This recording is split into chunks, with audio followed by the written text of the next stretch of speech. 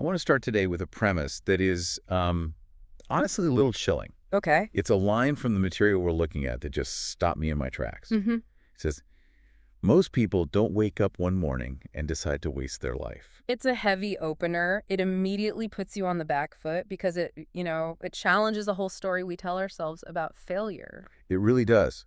Because we have this dramatic, almost cinematic idea of how a life goes wrong, right? Mm-hmm. We think of the midlife crisis, the bankruptcy, the huge public meltdown. Mm-hmm. We think of rock bottom as this loud, chaotic thing. But the source argues that for most of us, for the vast majority, it doesn't happen with a bang. It happens quietly. It happens in the routines and the habits, and in all those days that feel completely harmless while you're living them. And that is the concept of the drift. That is exactly what we're digging into today. Yeah. We're looking at a piece called The Architecture of an Intentional Life. And I think the best way to frame this conversation for you listening is as a pause button. A pause button. Yeah. Life moves so fast. Our jobs move fast, our obligations, all of it.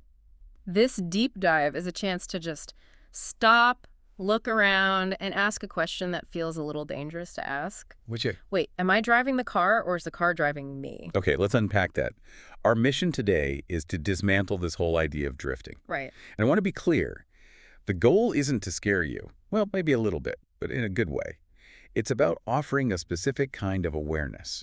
So let's look at the main character in the source narrative. Right. And what's fascinating here is how remarkably unremarkable he is. The source paints a picture of a guy who, if you just looked at his life from the outside, was doing great, or at least he was normal. Exactly. He had this steady job, the bills were paid, he wasn't in any crisis. If you met him at a party and asked, how's it going? Yeah. He'd give you the standard answer. I'm fine. And the really scary part, he meant it. He wasn't lying. And that is the core insight right there. The real danger isn't misery. Misery is actually a great motivator. Right. If you're miserable, you change something. If you hate your job, you quit. If your relationship is awful, you leave. Misery forces action because it hurts. The danger is fine. Fine wasn't painful for him, but as the text says, it wasn't alive either. It's the perfect camouflage for a life that is just slowly slipping away. It's almost like a warm bath. It gets slowly colder, but you don't notice until you're freezing. So how does a person get there? Yeah, how do you go from being a curious, energetic 20-something to someone who is just fine? The source calls this the anatomy of autopilot. And this is where it gets really interesting because it completely debunks a common assumption. Most people assume autopilot is just a symptom of laziness. We think, oh, I'm just slacking off, I need more discipline. Right. But the source argues that autopilot actually begins because you are tired? Tired, as in physically exhausted. Cognitively exhausted. I mean, think about the sheer number of decisions a modern person has to make in a single day. Almost endless. What to wear, what to eat, work problems, 50 emails. The brain is just overwhelmed. So being an efficiency machine, it starts to automate things. It's a survival mechanism. So you do what works. You repeat what's familiar because it takes less energy than figuring out something new. Exactly. It's not a character flaw. It's an energy conservation strategy. You stop questioning the road you're on because, well, it made sense 5 years ago. So why check the map now? Right. It's just energy efficient to keep driving. And that leads to what the text calls the curiosity fade. This really resonated with me. Me too. It's this subtle transition where certainty just replaces honesty. You stop asking, why am I doing this? And you just settle into, this is what I do. And that internal state shows up in the real world as the blur phenomenon.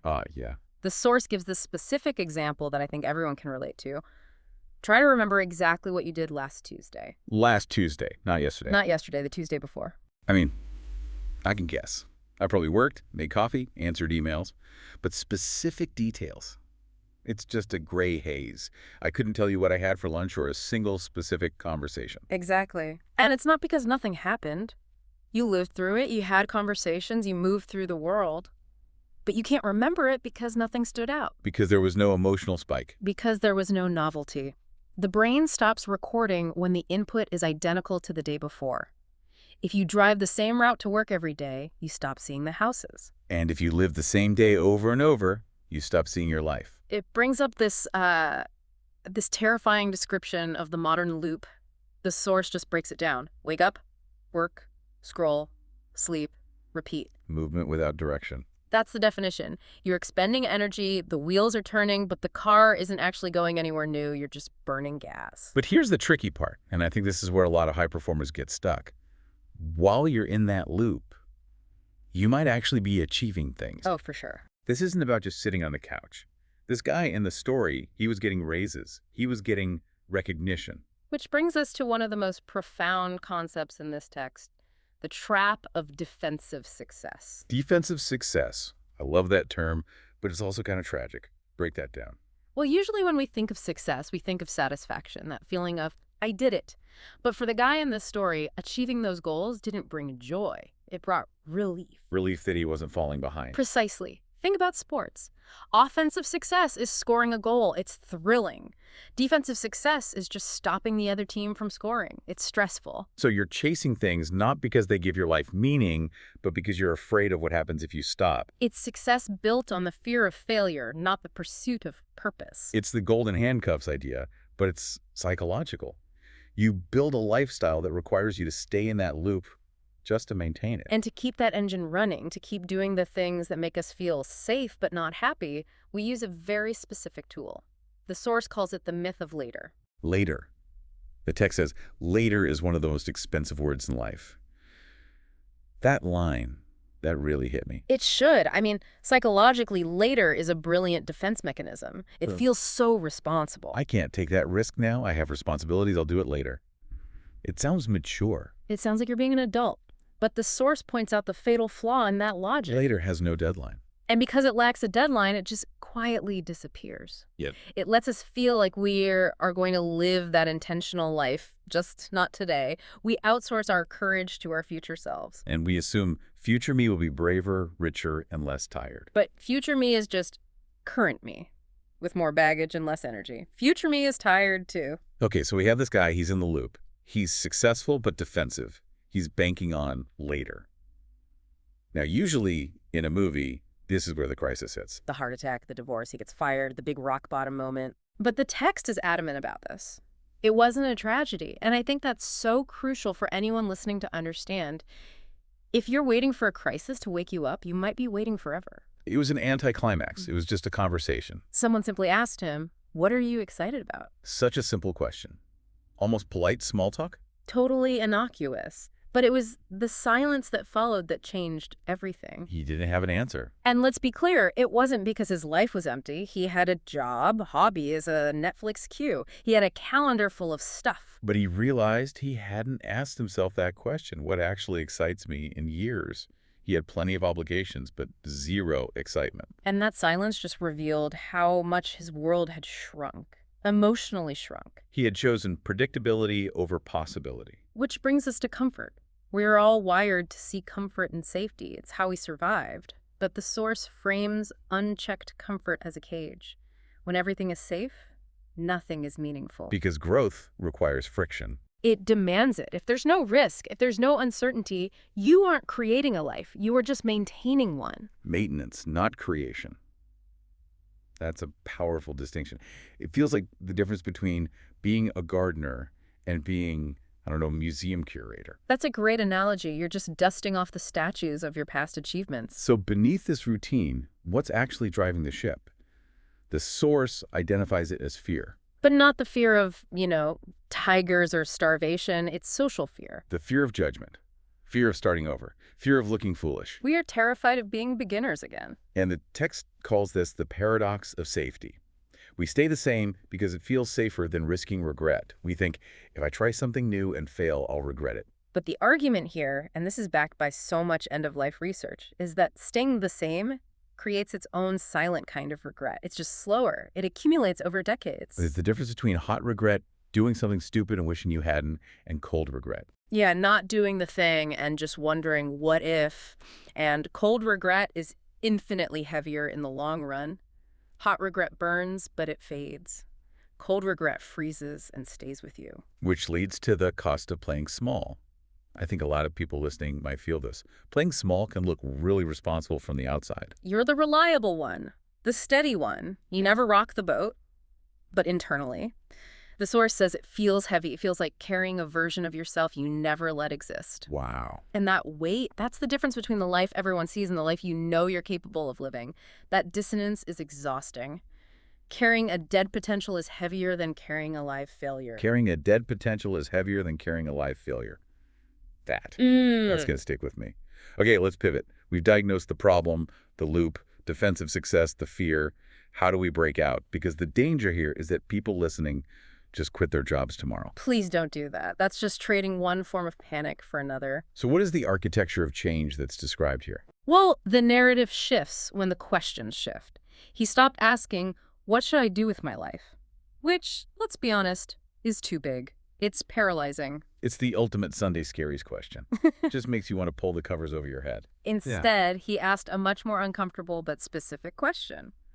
What am I avoiding because it scares me? Oof. That cuts through the noise. It points you directly at the friction we were just talking about. It's like a compass. If it scares you, there's energy there. But here is the key takeaway for anyone feeling overwhelmed. The solution was not dramatic. Right. He didn't sell his house and move to a yurt? No, it wasn't about blowing up his life. It was about paying attention. It was about micro adjustments, saying no more often to things that drained him. Can we give an example of that? What does that no actually look like? It looks like declining the invitation to the happy hour you dread going to. It's not volunteering for that committee at work that gives you zero satisfaction. It's reclaiming small pockets of energy. Protecting your bandwidth. Exactly. Yeah. And conversely, saying yes more intentionally. Yeah. Saying yes to things that spark that little bit of curiosity, even if they don't have a clear ROI or outcome. Yes. Taking a class just because it looks fun. Reading a book that has nothing to do with your job. And one of the biggest parts of this was something that sounds awful to our modern ears. Allowing discomfort. Yes. Allowing boredom. Allowing silence. We are so used to filling every single gap in our day with a screen or a podcast, ironically, or music. We are terrified of being alone with our thoughts. Because if we sit alone with our thoughts, the scary questions come back up. The silence acts as a mirror. If you don't like what you see, you distract yourself. But the source notes that when he allowed himself to be bored, clarity started to appear. And the clarity didn't look like some burning bush with all the answers. Real. It appeared as direction, just a nudge. And that allowed curiosity to return. He started reading again. He started having real conversations. He remembered what it felt like to be interested in life, not just responsible for it. That distinction, interested versus responsible, is huge. It redefines success completely. It moves from applause and accumulation, what does the world think of me, to alignment and honesty. Alignment. It's a word we hear a lot. But what does it mean in this context? Does the life I'm living on the outside match the person I am on the inside? That becomes the new metric. If you're creative on the inside, but your life is entirely administrative, you are out of alignment. And that misalignment creates friction that just burns you out. And when you start living by that metric, something shifts with time. The source says time stopped being theoretical and became personal. He realized that every unconscious year is gone forever. Now, that can be a terrifying thought. You can let that paralyze you with regret. Oh no, I've wasted 10 years. But he used it as focus. He used mortality as a lens to see what mattered. This brings us to what I want to call the inconvenient truth of this whole deep dive. The source addresses you, the listener, directly about the version of your life you don't think about. Right. We all have that version. The one where we wrote the book or started the business or just lived a little slower. And we tell ourselves that version is unrealistic. A fantasy. But the source argues. It's not unrealistic, it's just inconvenient. It's inconvenient because it makes our current choices uncomfortable. If I admit the other version is possible, then I have to admit that I am actively choosing not to do it right now. Exactly. It removes the excuse of impossibility, and it puts the responsibility right back in your lap. Which brings us back to the cost. Every year of waiting increases the cost, not in money, but in courage. How so? Why does waiting make it harder? Because inertia is a powerful force. The longer you stay in that loop, the deeper the groove gets. The more commitments you add on, the more reputation you have to lose. It just becomes harder to jump out the older you get. But, and this is important, rethinking your life doesn't mean rejecting everything. Not at all. People get scared that intentionality means they have to hate their current life. Right. It just means keeping what is real and letting go of what is borrowed. We carry so much baggage that isn't ours expectations from our parents, society's definition of a good life.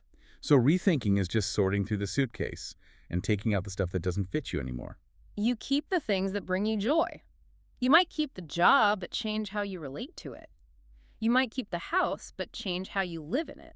So what does this mean for you listening right now?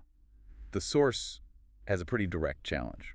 It says that if you're listening to this, part of you is likely already questioning things. You're already sensing the drift. The fact that you press play on this means your subconscious is already knocking on the door. And you don't need total clarity. You don't need the 10-year plan. You just need movement. One honest step. That is the antidote to the drift. You counter it with one intentional step toward what matters. It breaks the trance. The source leaves us with a final provocative thought, a measure of success to hold on to. It asks, one day, when looking back at this phase of life, can you say, I was awake for it? That's the bar. Not was I rich, not was I famous, but was I awake? Was I actually there for the days I lived? It changes the whole game.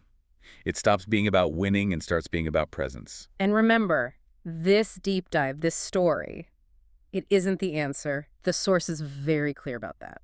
What is it then?